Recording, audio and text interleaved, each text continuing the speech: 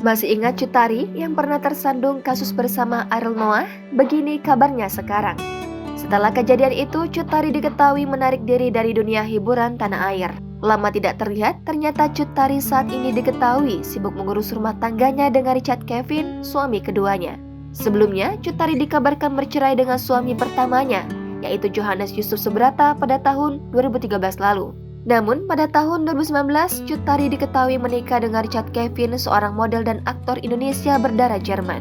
Richard Kevin yang juga seorang duda itu mengaku tidak mempermasalahkan masa lalu kelam Cut Tari. Prosesi akad nikah keduanya pun digelar secara tertutup di daerah Jakarta Selatan. Saat ini, Cut Tari dan Richard Kevin diketahui menetap di Sydney bersama ketiga buah hati mereka dari pernikahan sebelumnya. Dari pernikahannya dengan Johannes Yusuf Subrata, Cut Tari dikaruniai seorang putri yang bernama Sydney Askasya Yusuf. Adapun dilansir dari akun Instagramnya @cuttariofficial pada 14 Desember 2022, ia membagikan foto bersama suaminya tengah merayakan hari pernikahan. Cut Tari sebelumnya adalah aktris dan host yang sangat berprestasi. Dikutip dari surya.co.id, Cut Tari sudah mengukir prestasi saat masih di bangku SD.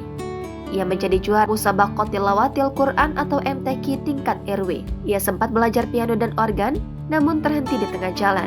Sejak menginjak usia 13 tahun, perempuan yang akrab disapa Uli ini jadi gemar tampil di depan kamera. Perjalanan karirnya di dunia artis berawal dari mengikuti pemilihan Gadis Sampul 1991.